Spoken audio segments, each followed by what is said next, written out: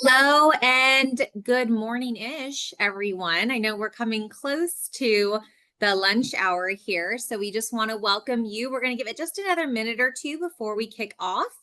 Um, and we're just excited to see you all. While we're waiting for others to jump in, what did everyone do for Memorial Day? Hopefully we were somewhere warmer than where I was at. You can type into the chat. We can see it in the chat here. To my panelists, what did you do for Memorial Day? Anything special? We just grilled, made ribs. We dodged tornado warnings all day here in Texas. I got to work because we do a lot of international, and apparently the rest of the world doesn't care about Americans' Memorial Day. So we had a few calls. Yeah, same over here, Don. Yeah. You know, it's really funny. I remember when I was running my last software company, I was looking for a good date where I could get everybody in the company together. And I was like, this is a great Monday in May. No one has anything. And so I sent out this meeting request. It was us and a bunch of our partners and our customers. And my team immediately all accepted it. And our partners were all like, we're not coming to your office for an on-site on Memorial Day. And I was like, oh, is that why everybody was available? And then I got mad at my team and I was like, why would you all accept this? And they said, because you asked us. And I thought, okay, we need to talk about setting better boundaries. Oh, yeah. I got a call one day, this is 20 something years ago, from my boss. He said, I need you in Beijing tomorrow. And I said, hey, sorry, but tomorrow's Thanksgiving. And he just laughed and he said, not in China, it's not. So I spent Thanksgiving in China one time. It was great. No, it's the tomorrow part that's interesting. Yep. I had something similar. I kind of lost track of them. I can't believe how fast the month went by. So I kind of lost track of it and I did not make any plans. And I just thought my day was really free and I had no meetings on that day. And it was very surprising on a Monday that there was so little going on. And I thought, oh, just kidding. I'm supposed to be off. That makes sense. So Yeah. we just did a little grilling, but it was cold here too and rainy. We did not have tornado warnings, at least on Monday, thankfully. But spent a little time on the patio and that was pretty much it. It threw off our barbecue because it was pouring and hailing and we just thought, we're not gonna chance this. This does not sound fun. Yes. I see some landscaping and house updates. I've heard a lot of that went on this last weekend and went to the movies. I love that too. That was probably a really good movie day just because it was cold and chilly. All right, so we have some more folks. We're going to let people just trickle in, but for time purposes, I want to make sure that we kick off and get started today because we have a really robust, rich conversation that I am very excited to be a part of. And give me just a moment here. I'm going to take a minute to spotlight our speakers and panelists, and then we will get going. All right, can everyone hear me okay? Mm-hmm.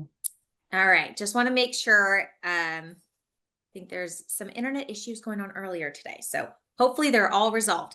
So welcome everyone. We're so excited to have you here today. Today is a very special session that we have three incredibly exceptional panelists to come and share with us a little bit about from the seat at the table to setting the agenda, women leading with influence. So really this conversation today isn't just about leadership titles. It's about using your own voice to shape the direction of your organization and your own careers, as well as providing opportunities for others to do so as well. And so we know as HR professionals, we have a very unique position in helping navigate and drive meaningful change in this area. So we're really excited to hear from our panelists. They come from, as you will hear, very diverse experiences that are just going to give us some insight into their world and their knowledge. And share some of their expertise. So as I go through the conversation today, I do have some questions that are set up focused on leadership, influence, and action for our panelists, but I want to encourage you as well to type into the chat, share your own questions. We want you to be a part of this engaging conversation. And so we want your insights to be involved as well. So please feel free to use the chat feature to share your questions. We also have our wonderful program ambassador today who's with us, Preston Davis. And so he'll be helping out. He might pop on here, but he'll be helping out in the background as well, just to make sure that your questions are being answered and we don't miss anything throughout the conversation. So really excited for this. I do want just a few little housekeeping items here. As we go through the conversation, just to make sure that we stay on track and that we're preventing any distractions for fellow attendees, please make sure that you keep yourself muted throughout the session. Unless you raise your hand and we have a moment for you to come off mute, we just want to make sure that there's no distraction for others that are attending as well. And then we will have a brief survey at the end of the session. So as the session closes, a survey should pop up. It's just a few questions, but we'd love to get your feedback to understand how you, what you thought of this session, but also what else you want to hear about in the future. And we actually share that feedback as well with our presenters. And I know all of us here on this call, as leadership experts or people in this area, we love to get that feedback so we can continue to improve or do more of what works for those that we're speaking to. So just take a few minutes after this call. And if you are looking for CE credit, there will be a follow-up email with details as well as some of our information from our speakers that's going to be coming after this call. So just a few days after, give it a few days to turn around, but that recording as well as any other information that is shared by our speakers will be going out in that email. So keep your eyes open. So I will start by, because I always do this consistently, introducing myself and then introducing our speakers. I am Rochelle Garlow. I'm the program director for MT SHRM. And as I shared, Preston Davis is here, one of our program ambassadors as well, to support us in the background. And then we have our three incredible panelists today that we will be speaking to. And so I'll just do a brief introduction of each of them, but you're really going to get some time today to get to know them a little bit more. So first, we have Tissa Richard. Oh my goodness, this is going to be tough. And we were just talking about this before you got on, Tissa. So Tissa Richards is going to be one of our panelists, and she is a keynote speaker, a leadership expert, and founder who coaches executives and teams to lead with clarity, courage, and influence. So very excited to have you, Tissa. Just welcome to the panel today. Thank you. Then we also have Dr. Dawn Barden, who is an award-winning economist and leadership strategist and brings a powerful lens to how really looking at leadership psychology and where that intersects with economics. So this is just this is going to be a very interesting conversation as well, something different to bring to the table. So welcome, Dr. Barden. Thanks for having me. And then we have Michelle Herline. Did I do it right? Great. Nailed it. We were just joking about this a second ago before everyone popped on, but she is the founder and CEO of Culture Max, actually our sponsor for today's call. So you get to hear a little bit about that as we close out today. But she really helps organizations align culture and strategy with to drive measurable business success. So three very different perspectives that we have on today's call to talk about women and leadership.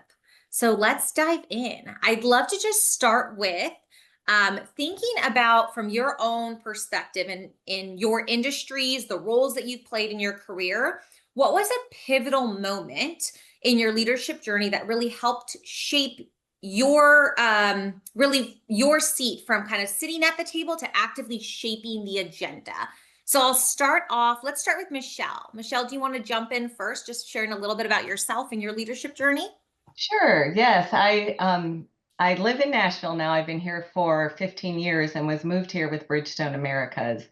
And it was that move, I think, that was a very pivotal moment in my career. Bridgestone bought the company that I was working for in Iowa called Bandag, a retreading company.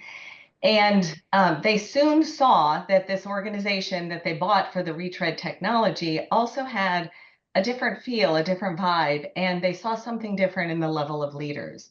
So they became very interested in what we were doing. And I was then responsible for organization development, leadership development, and culture development.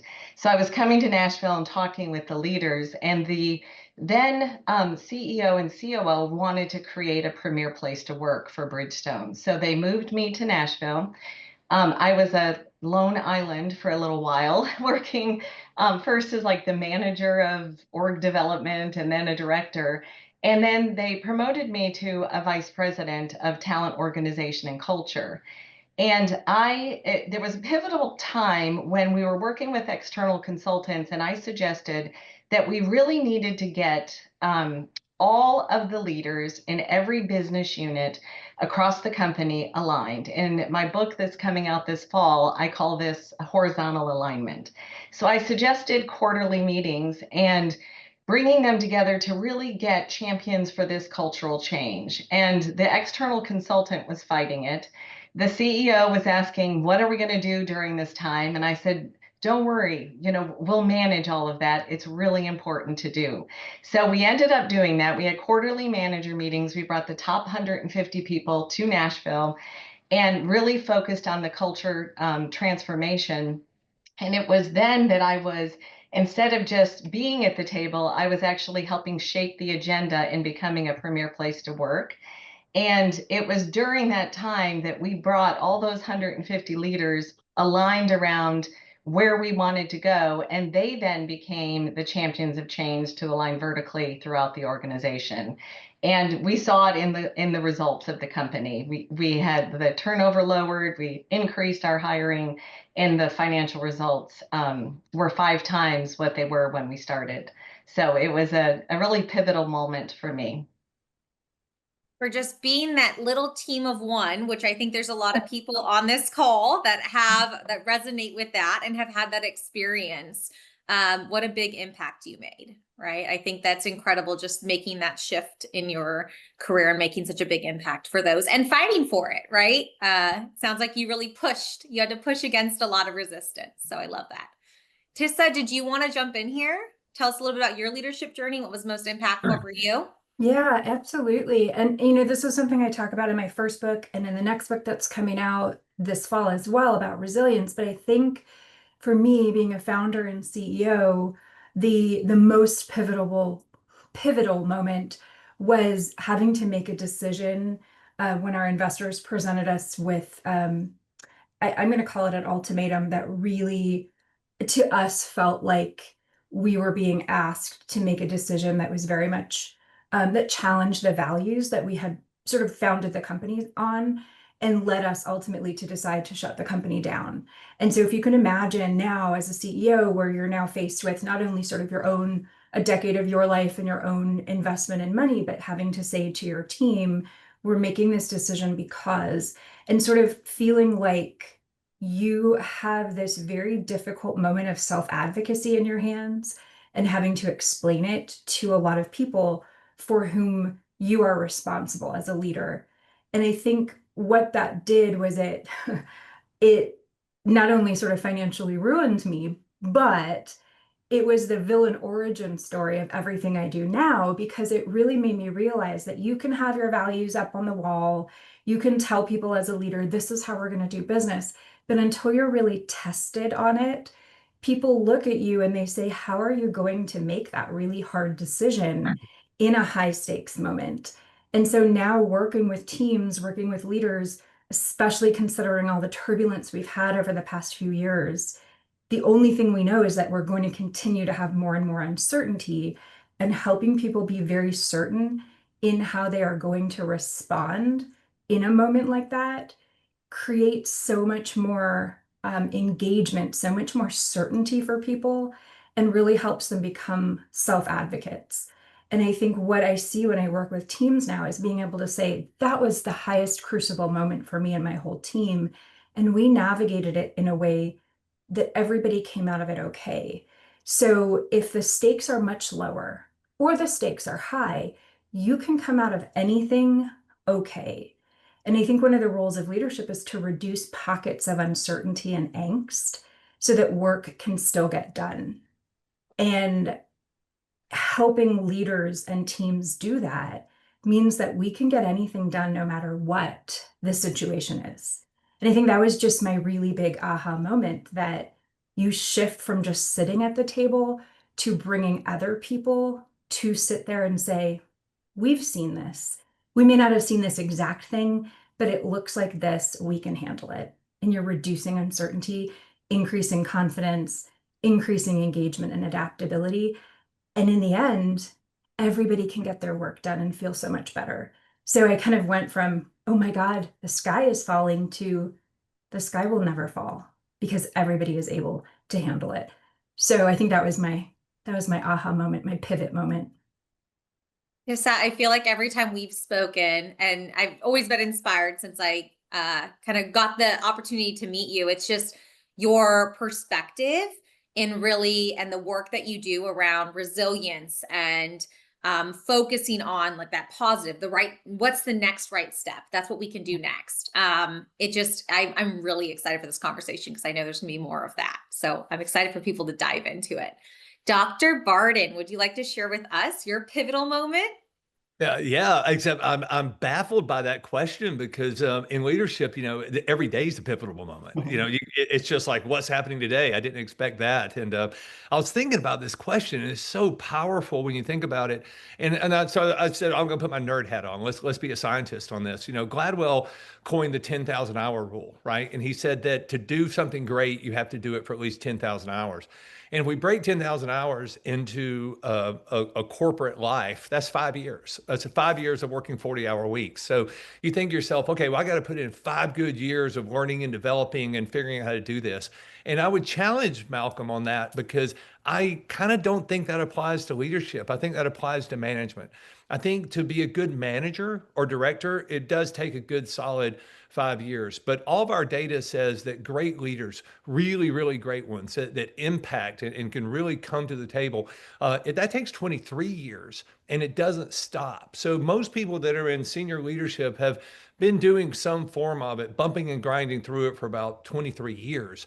And they'll always tell you that the story's not over. It just keeps going and going and going. So it's a hard question to answer, but I started thinking about maybe there's a couple of aha moments I had, and there are for sure. The first aha moment I learned in leadership was that great leaders never, ever want to be the smartest person in the room.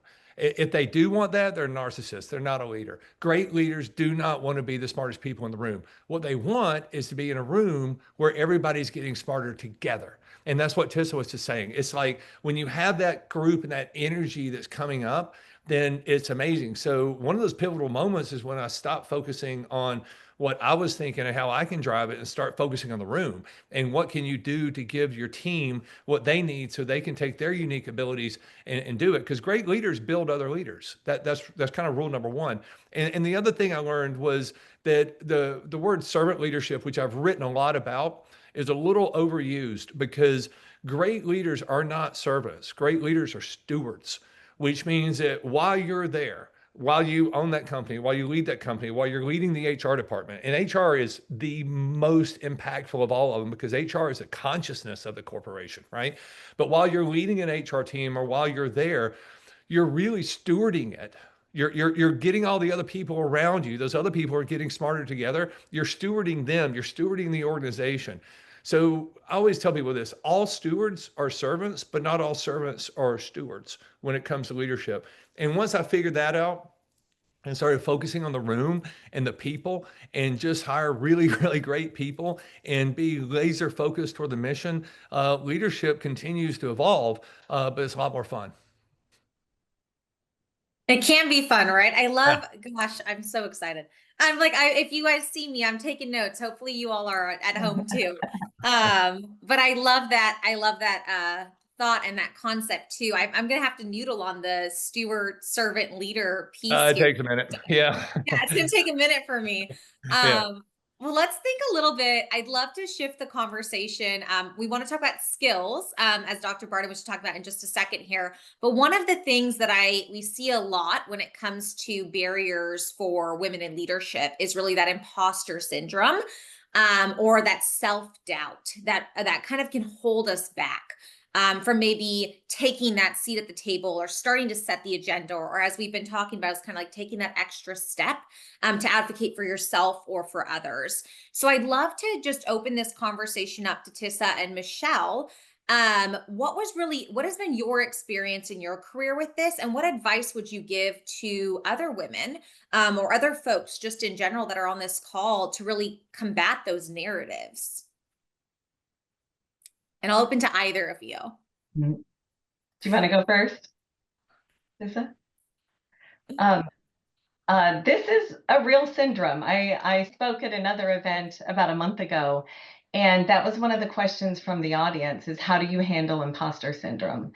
So it is a real phenomenon. And I know in my career, I have felt that where I have doubted my worthiness or my ability to be able to handle my responsibilities. And I've also coached a lot of executives who have expressed the same kind of feelings to me.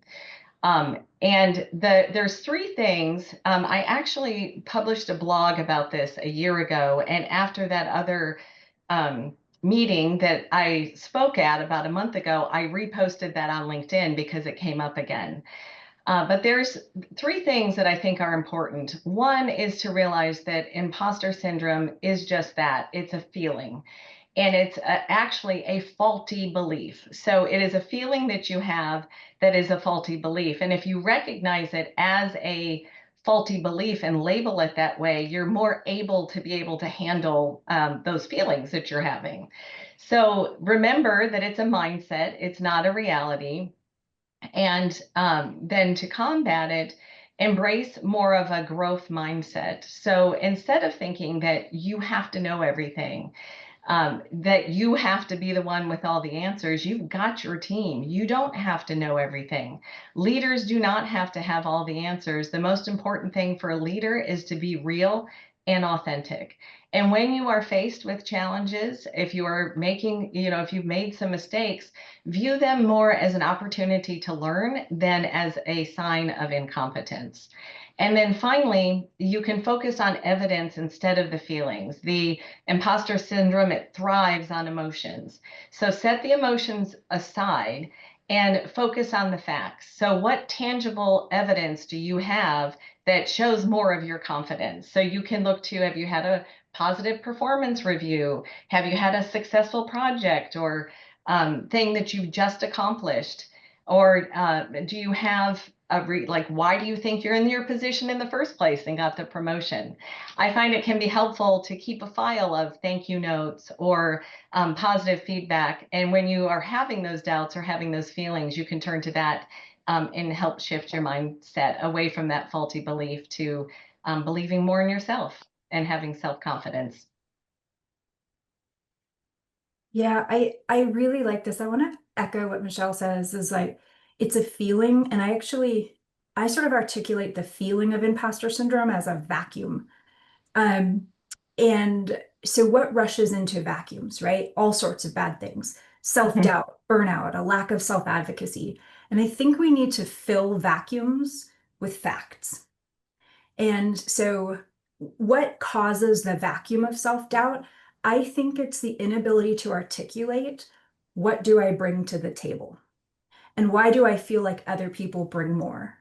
And I've been called aggressively pragmatic. I didn't take that as an insult. I embraced it. So let me sort of help fill in what I think of as this vacuum. If you have ever had a job, which I think is all of us, you bring value. And it becomes a matter of identifying it. And so I've done this framework with thousands of people, and it's really hard to identify. I think the biggest disservice the world has ever done, not just to women, but to anybody, is to say you need an elevator pitch. Because an elevator pitch is essentially vomiting up on everybody around you the most useless information you could possibly give them. It is not anything of value. It's all the what and the how and it's just nothing. I like to replace it with something so much more precise, which is actually the outcomes that you create. So if you think about this really simple framework, you need to identify the value, the outcomes you create, and for who. So it's a 3-step process, 3 I's: identify it, internalize it, because you can identify it all you want. If you don't believe it, no one is going to walk in, rush to fill that vacuum for you. You got to internalize it, and that is knowing that it's based on a fact. And then you have to inform the world, which is essentially communicate. And that takes a little bit of swagger. And I think so. After the book I have coming out this year, the next book is called Swagger, because I don't think women have enough. That's not arrogance. Confidence is based on fact. Arrogance is based on being an asshole. So I love this saying, your foot's not ugly, the shoe didn't fit. If this role wasn't for you, if you didn't get this promotion, it's not because you suck. It's just because this wasn't the opportunity. You deserve a seat at the table. If it's not this one, it's another one. So by closing the vacuum, we increase your ability to understand that every opportunity is out there for you. It's better for your resilience. It's better for your confidence. And so it's exactly what Michelle is saying. It's a feeling, it's a vacuum. We close it and suddenly you can do anything. I'm inspired. I've got a few things down. I love that elevator pitch shift, Tissa, because I've always felt so uncomfortable and awkward. I think a lot of us have, right? How do we talk about ourselves? I love that identify, internalize, and inform. That's great. Can I just say one more thing too? Why do you want to pitch? Why do you want to sell yourself? To me, it's a huge mental burden. It's a terrible thing. I don't ever want anyone to sell themselves. I'll get off my soapbox, but I hate that. Yeah. I love, and Michelle, what came to my mind when you were speaking as well was I went through an executive coaching, a women's leadership coaching program a few years ago. And one of the things that we focused on, and both of you talked about this, was that focus on facts, or shifting that perspective and having evidence in front of you. And so what we practiced, daily was doing what we called what went well journaling. And so every day writing down a unique character strength you have and why. And it wasn't really about the outcome for other people. It was truly about like, what did you do and why did that work? Or what, I was courageous today because I did this, right? So just starting to build that evidence for yourself was a really powerful lesson. Like you guys said, it's really about collecting that data for yourself to counteract those feelings that kind of come and creep in, I think, for all of us. Mm-hmm. I want to shift here to a little bit more on that research fact-based piece that we're trending towards, and tap on Dawn here. Because Dr. Barden, your research on leadership and that focus from your perspective of an economist is very interesting when it comes to leadership and women and where they intersect in the future. So I'd love for you to speak a little bit about this. I know it's hard to speak because we could talk forever about it. Sure. But really thinking about what are those key strengths, or what you kind of see in the research moving forward of the skills and qualities, and how women really intersect in that space. Yeah, thank you. What a great question, because it's very real. And it started about 4.5, 5 years ago through the power of observation. We were just looking around and we started noticing a lot of women in roles that you might not have noticed them in 10, 15, 20 years ago. And we started looking at data and approaching it from a quantitative and qualitative, which means what do the numbers say? But more importantly, what's the quality? What is the phenomenon of society? What does it say? And in science, those two rarely kind of join up with each other. It's either quantitative or qualitative. It rarely gets between the two until we did this study. And we did this study, and we just finished it. It's published. It's on Amazon now. In fact, if any of the Middle Tennessee SHRM people want to send me a note on LinkedIn and said, hey, I'd love to see this research, I'll be happy to send you a free e-copy, an ebook, of it. It's called Here Come the Girls. And basically what we were able to do was prove without a shadow of doubt that in the year 2028, which in case you didn't notice is 2.5 years away. It's not far, it is coming. In the year 2028, women are going to take over all of global leadership. And I mean, everything from the local deli to parliament. And just so you know, it's already at 42%. This is not a stretch. It's just nobody's been paying a lot of attention to it. But if you look at 8 of the biggest firms on Wall Street, 6 of them are run by women. And the 2 that are not have a woman in the queue to come up. If you look at medical schools and dental schools, 20 years ago, it was less than 5% female. Now it's close to 80% female. So the dynamics of the world is changing mathematically, and it is not going to stop. In 2028, the tipping point will occur. We just know it will. But I think we were pretty brave and we said, well, wait a minute, let's ask the hardest question. And we can get away with this because we're scientists. The hardest question to ask is, okay, we know in the year 2028, women are going to take over leadership, but the hard question is, are you any good at it? Well, yeah, we spent 4 years studying this thing, and not only are women good at it, they're great at it. In fact, they're better than men. If you take a female-owned business or a female-operated business, or even internally, like an HR department, those that are run by women outproduce those run by men when they're compared evenly, 3 to 1 in revenue and in margin or profit. So a female run business will outperform a male run business 3 to 1. But that's not the cool part. What we noticed in leadership was at the same time, their retention rate of employees, male and female, was double. Whereas right now, the average retention is 3 years. For a female-owned business, it's 6 years. And then, this is even more cool, we learned that the production of those employees who stay twice as long because they enjoy working for her, male and female, goes up. It doubles. So she's keeping people twice as long. She's increasing the productions. She's increasing revenue 3 to 1 over a guy, and her profits are 3 to 1. So you look at this and go, wow, that's a phenomenon. So when you ask the question, what do women need to do to cultivate? What do women need to do to be better leaders?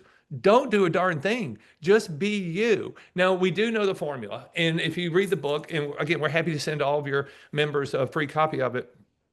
There's a way women approach leadership from critical thinking with their team that's different than a guy. It doesn't mean the guy is wrong, and it's certainly not male bashing in the least little bit, because males are going to be women's biggest allies. They already are. But you look at this and you say, okay, she's approaching it a little bit differently than the way a guy does. And because she's approaching it that way, the workforce is aligning with her and the consumer is aligning with her, male and female. So I beg people, women, don't change, continue to grow, continue to be better leaders, but be you. This is your time. And if you just commit to being you, commit to learning everything you can learn, everything is lining up in this next 2.5 years. So the question is, what are you going to do to be prepared? It's not what do you need to do to be better? What are you going to do to be prepared? Because everything is about to shift. And when businesses grow 3 times and then they start collaborating, then that's 3 times cubed, 3x cubed. That's what we're about to see happening. So women are about, we believe this with all of our heart, women are about to lead the greatest economic expansion, bigger than the industrial and the agricultural revolution combined. And the consumers want it, the workforce wants it, men want it, everybody wants it. So the big thing is just keep being you and keep being good. And then everything's going to fall into place real soon. I promise you. I just feel like such good news. We're all, this is Not these are bad. the facts. These are the facts though, right? This is data. There's no doubt about it. It is scientific. It's Data. doctoral. It's being taught at Wake, at Oxford. It's being taught now at the Wharton School of Business. People got this thing figured out, and they know it's coming. So males and females are both saying, if the economy is about to go into a 3x, movement in the year 2028, we don't want to miss this. What do we have to do? So it's just do what she does. That's the answer. Well, let's talk about what she does. So Tisha, I'm going to send it off to you. You speak a lot about executive presence and influence, and I'll shift this and open this question up just a bit. So talk to us a little bit, like, what is that key skill that you see women in leadership doing really well? And how can emerging leaders really authentically build this? Or, what advice and support do you have for women in leadership? Yeah, I think a lot of this, I really love this question. Am I allowed to ask Dawn a question really fast? I think so. You Yeah, just why did, not? so we're okay. So, because it loops back a little bit to what I'm about to say, which is one thing I see women not do well is advocate, as whether it's their own company or whatever, is advocate on the financial side, right? On the negotiation side. And this is something that is very dear to my heart because I help so many women make more money. So Dawn, I'm wondering if you're seeing that, if it's a next generation thing where, Okay, because Yeah, that's we got pounded pretty hard by that. Bank of America and several other organizations are yeah, coming out with this data that women don't get access to the financial opportunities that men don't. And I can tell you, and I spent 25 years at really, really high levels in Wall Street. I listened to every pitch you can imagine. We invested in good, yeah, bad, and ugly. Okay. yeah, Never once in 25 years did I ever hear somebody say, don't do it because she's a woman. Never. yeah, It was always about the deal. So when I hear that women don't have access to financials, I believe it, but I'm questioning the gender part. I don't think it has anything to do with gender. I think it has to do with training to teach them how to do it because they're, just look at it's just social construct. They haven't had to do it, whereas guys have been doing it for a couple thousand years. So it's well, about catching up on the learning process. and this is really interesting because I mean, I raised a lot of money and I had somebody say to me, do you think you would have raised more or less if you were a man? And I said, well, that is something I cannot A/B test for you. There's no data to support that. Yeah, Nothing. exactly. And so, and I think this loops back in a little bit to your question, Rochelle, which is about presence and about how you take up space, how you use your voice. But to me, clarity in your messaging is really key. So, one of the things that people come to me the most about is this. I don't think that I get my message across. I don't think I'm seen as a capable strategic communicator. And this loops even back to what I just said about the elevator pitch. If you're seen as somebody who can't tell your own story very effectively, you're not going to get the job, get the promotion, get the deal, get the funding. Mhm. And I think to me, so my three favorite words when it comes to getting a job, I think the three most powerful words in the English language are not I love you, despite what Hallmark would have you believe in February. It's I'm known for. Think about the power of I'm known for. You're now anchoring yourself in people's neurons. When somebody is talking a few weeks later and they're saying we're having this challenge, whatever, you go, oh, so wait, do you know Michelle? Do you know Dawn? I'd like to do an intro. It's your ability to be so crystal clear. And so the thing that so many women say to me is, I don't think I know when to stop talking. And your ability to say, here is the TLDR essentially. I'm going to get you all listening and hanging on my every word. Now you're a power player in all the ecosystems of your life. And so being really powerful in how you structure a message, deliver it, hone it, you're going to have people eating out of the palm of your hand. That's presence. So the most influential person in the room is not the person who talks the most, the loudest. It's the person who knows exactly what to say when. And that takes practice. That takes understanding cognitive load, attention science, and it takes confidence. So to me, executive presence is knowing you belong at the table. It's knowing when to speak, how to speak, what to say. That. And Michelle, I'd love for you to jump in here because you were actually recognized as an HR Executive of the Year for your leadership impact.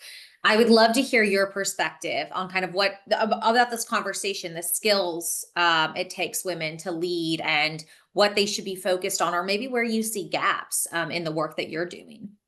Yeah, I want to just say ditto to what Tisha said because it's all so very true. And she not only says it, but she demonstrates it with how she is presenting as well. So it's very dynamic. But I'd also like to say that, yes, I was nominated for HR Executive of the Year. But as we've also discussed, that's not just about me. That is about my team. And I think I saw Tiffany Corsi that is on here listening. She was a big part of that, and I had the pleasure of working with her for many years. So that was quite an honor. But I do agree with what Tisha was saying that the things that I think are important, I have three of them. I listed them as strategic visibility, take up room, and that is that executive presence, and then be comfortable with the uncomfortable. So for strategic visibility, we as women tend to put our head down and just work hard and hope that somebody recognizes it. And we need to make sure that the good work is helping shape the outcomes and people know that you are having an impact and adding that kind of value. And there is often that big gap between your contribution to an organization and the recognition that we get. So, proactively aligning your work to the strategic direction of the organization and communicating that value can help close that gap. And doing it in a very, very confident way, sharing not just updates about your work, but insights that you gained from them. And speak in outcomes, not just in activities. You know, what are the results that it produced, for example? And don't wait to be asked. Jump in and shape the conversation. So that's really about strategic visibility. The take up room Tissa talked about, that's executive presence. I was in a leadership um, women's coaching event probably 15 years ago, and they called it the it factor. And one of the things I learned is that, you know, women tend to make themselves small, so they try and take up less room instead of making yourself big and taking up room and knowing who you are, and making sure that you understand that and are communicating that with power and with confidence. And then finally, be comfortable with the uncomfortable. We live in a world of ambiguity, and leadership a lot of times is about navigating that ambiguity, managing conflict and managing change. So for women, that might mean that we do have to challenge some norms, maybe manage some bias, step into an arena where we're underrepresented. But this growth that we are on and that Don is telling us is coming, which I'm very excited about, it doesn't live in a comfort zone. So courage is a repeatable skill, and it's something that we all need to make sure we muster up and own our abilities. Yeah, change is everywhere and it's constant, right? So I think they say the only thing constant in life is change. And on that note, we know that, you know, looking forward, and Dawn, I want to start this conversation. Love for you to start this. Looking forward at like just economic headwinds, the workforce shifts. There's a lot going on in our political sphere, in our world right now. And so not making this a political conversation, but really talking about what are those trends? Like what do you see maybe in the research or the work that you're doing that are really the biggest opportunities or risks for women in leadership over the next 5 years? And what can the folks here do to prepare for that? Sure. Another great question. I think the biggest risk for women is holding back. Don't hold back. Go for it. This is your time. And Tisha said something's really interesting, and Michelle echoed it. So there's this cool symbiotic part of your conversation between confidence and courage. And I think what women need to really, really focus on is confidence, but don't wait till you're confident to do it. Just go. Most people think that I have to be confident in leadership. I have to be confident in my pitch. I have to be confident in that, or I don't want to do it. And that is wrong. That is how you lose. Confidence is a byproduct of 3 other steps. And Dan Sullivan's work was able to symbolize this perfectly. Confidence is a byproduct of making a commitment. That's step number 1. I am going to do this. I'm going to learn how to lead. I'm going to be a leader. I don't care if it takes me 3 years, 5 years, or 20 years. I'm going to be the best person I can be. And this is where I feel the universe trajectory is taking me. So I'm going to commit. I'm going to do this. And then the second thing you do is find the courage. You got to say, I'm courageous. This is not going to be easy. Male or woman, female, it doesn't matter. It is not easy. But you can argue that in the past, it's been much harder for women. Absolutely. But if you can say, I'm going to be committed to doing this, I'm going to be courageous, then the next step, and this is what SHRM does so well, is you find the capabilities and say, how do I learn? Where do I go? What do I do? Who do I listen to? What do I read? What studies? What's the data tell us? What's the dogma? But you seek capabilities. So I tell people all the time, what women really need to focus on is making a commitment, being courageous, seek those capabilities, and then you're allowed to be confident. And then you're only allowed to be confident long enough to reset the bar to raise it up again. Because to be a great leader, you have to be a successful manic depressant, right? Because 1 minute you're up, 1 minute you're down, 1 minute you're up, 1 minute you're just constantly getting ping-ponged around, out there. And it's very hard. But I think that's going to be the biggest thing in the future. It's just, do you have the capabilities? Because your workforce, male and female, are screaming out for this. And the consumers are too. When we went to consumers and said, hey, you know, what's the deal here? Why do you choose this? And we realized the answer was in the question. They choose because they have choice. Red Bull or Monster, Coke or Pepsi, you know, BMW, Mercedes, whatever you want. The consumer now has choice. So what is it that makes them choose cultures and organizations to be tied to?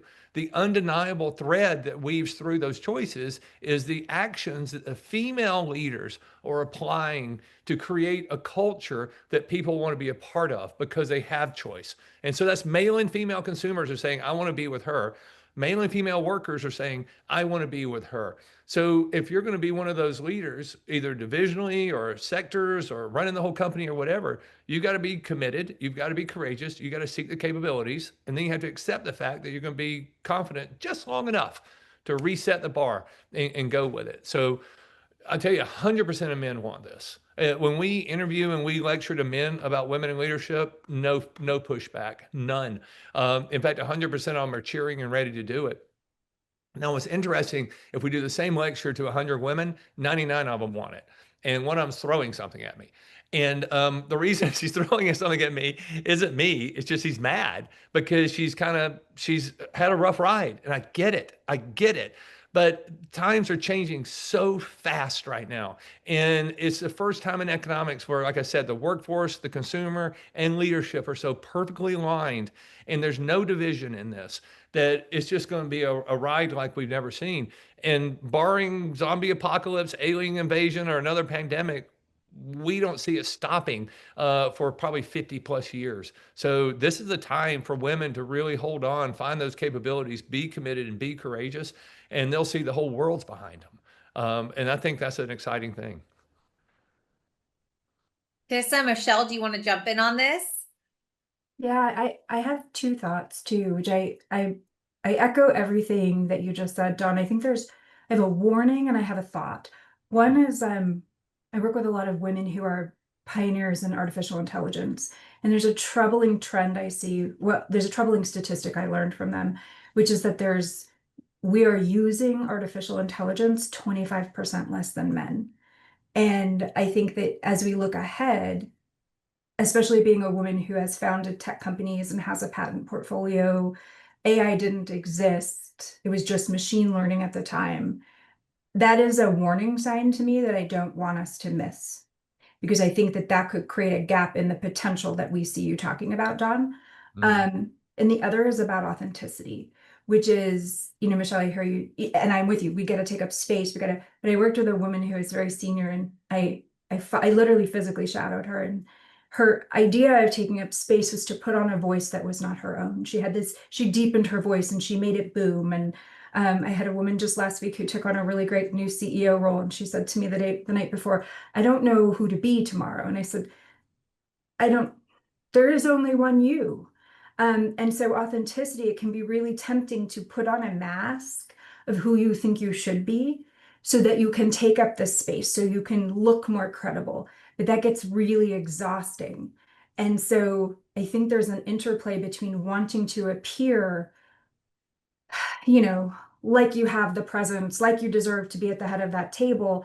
But it is really tiring if you have your work voice, your work face, your whatever. I even had woman who said, I think I counted at one point, I had 7 personas, one for my board, one for my ELT, one for my peers, and I said, oh my God, what if they're all in the same room?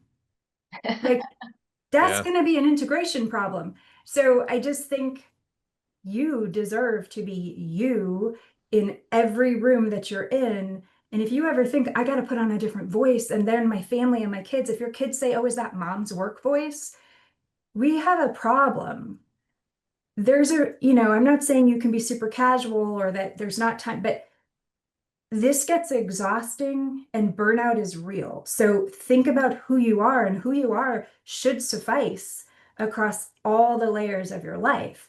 And thinking about authenticity is really important, because I beat the crap out of that deep voice she put on because it was going to strain her vocal cords and herself. So really think about who you are, and it should be enough. Yeah. Maybe we should I change got it to take up your space. Like, Because I 100% agree. Take up your space. Like, Your space. Yeah, yeah. you And I authentic. wasn't knocking what you were saying. I was just thinking I Yeah, don't want anyone to think about, well, who should I be to take up space? yeah. Can I say something about that? Because that's really interesting. It's a side product of our study. Because every once in a while, when you do a scientific study, things come up that you don't think about while you're studying it. Then you look back and you realize it was important to it. So we studied over 2,000 female leaders around the world, deep dive interviews with them. So it was very, very intensive. It was quantifiable, open-ended, phenomenological. It's everything that fits science. And the women that we studied had small businesses, large businesses, different types, for-profit, not-for-profit. They're all over the board, but they were great at what they did. And what was interesting when we look back at them, and these women covered every size, shape, flavor, style, culture you can imagine. It wasn't very homogeneous. It was the entire world, and it was beautiful, these ladies that we were talking to. But no matter what their vibe was, 100% of them celebrated their femininity. They liked being a woman, and they didn't try to be it. And going back to what you said, Tessa, I think there's a point where hopefully, and I don't know this, there's just from conjecture, hearing other people tell me about this after we saw that part of the study, is that once a woman is free to be her, she stops having those other voices. And then the authenticity kicks in and leadership just goes into supercharge at that point. So the world wants you to be you. They want you to be authentic. And I get the past. Believe me, I get the past. But those times are over. The workforce, the buyer, the consumer, everybody wants you to be you. And I think that's where the word authentic comes from. And both of you, Michelle and Tessa, nailed it. That's perfect. But that's something we saw that it was critical to the study once we finished it. Be you. Mhm. Michelle, do you want to wrap up or bring anything else into this? Well, Anything? I think that is only you can be you. You know, I have always believed that there is no one can do what you are meant to do in the world. So coming back to that, identifying who are you, what's important to you, how do you bring that to your work and make that your life's mission, your North Star, your life purpose. And when you do that and surround your work and your people around that, you really don't work a day in your life because you're living what you were put on this earth to do. I'll wrap this. I know we're coming to a close. So if you have any questions in the chat, we might be able to get to a few. Go ahead and drop them into the chat. I feel like this conversation going for 3 hours and I still would not be done with it. I could just keep consuming this all day. But there was this little thing that I heard the other day, and it was a woman speaking about just her leadership and a critic talking a little bit about like being like, you're a little girl. I think that was the comment. And she said, that is the person I channel when I want to be my bravest, my most courageous, my, the barefoot, wild, badass version of myself is that little girl, right? And like she's like, have you met little girls? Because they are there, right? They will take you on, they will take on the world.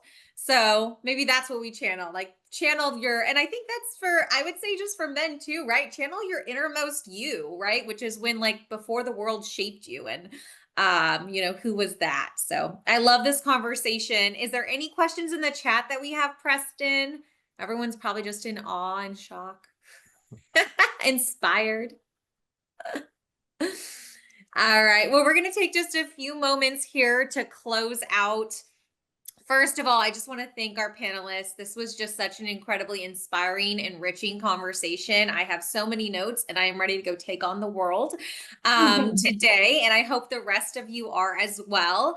I want to take just a moment to give Michelle, you actually sponsored this webinar. And so I just wanted to we will be sharing some of the other panelists, the information they share with us so you can contact them. But this is actually Michelle's contact information for Culture Max and her book as well.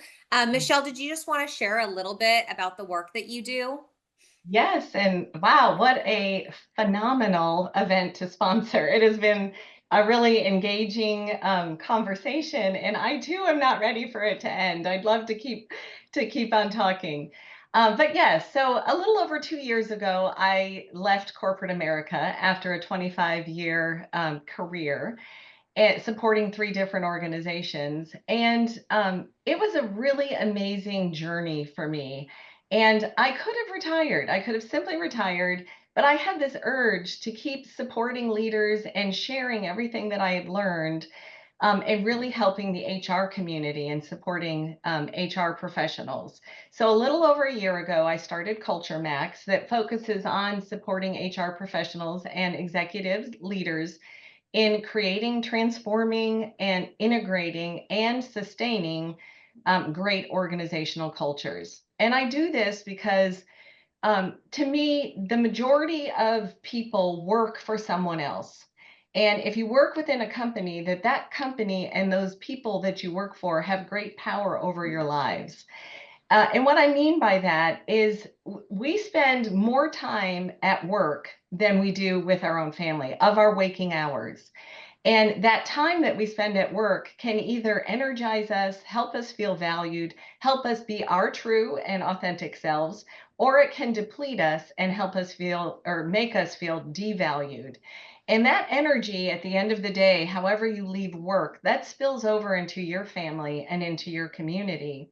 And I want that to be positive energy. I want that to be positive energy where organizations fill people up, let them be their true authentic selves, and really feel valued at the end of the day, so they bring that back to their family and their community. So in a way, Culture Max is my little way of helping humanity and society, but I have found through my experience that it's also really, really good business. So I want to thank Middle Tennessee SHRM, Rochelle, Preston, for all of your work in hosting this event. And thank you to Tisha and Don for joining the conversation with me. It's really been fun. It's my time to give back. That's what the book is about. It's a how-to guide for leaders and HR professionals.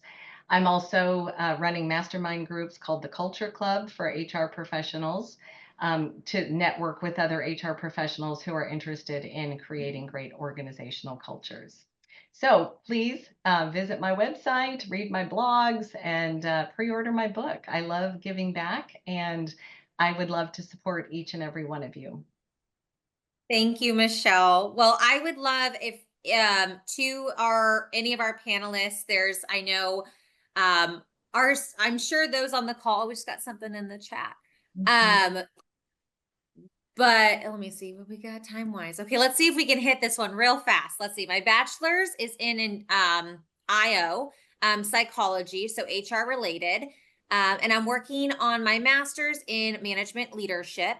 I am starting to look for an internship in the this fall. Any tips on finding a good women encouraging environment? To our panelists, please feel free to send your information to the chat. We'll also be sending that out via email, but anyone want to address this or jump in on this one? Yeah, I just sent Natalie a message. Natalie, connect with me on LinkedIn. I run a large women's empowerment collective, and we regularly will circulate stuff like this. So I think there's about 200 C-level women. So I'd be happy to, if you've got your any information, I'll put it in there. Let's stay here forever. I'm just kidding. We can't, I know, but I think what I really took away from this conversation, although I have so many notes, is stepping up, stepping in, really focusing on, building that evidence for yourself, being able to share it out with others as well. And, take it on, take that courage, because you've got what it takes, is what Dr. Barden has told us. The research says that you already have what it takes. So it's just going out there and sharing it. So thank you all so much for being here. Please, MT SHRM members and guests, look at our website. We have plenty of events coming up like this one, and just take a moment to share that feedback that you on the survey as we close out. But thank you all. Thank you, Dawn. Thank you, Tisha. Thank you, Michelle. It was so wonderful to be here with you. Thank you. Thank you. Bye. Bye. Bye.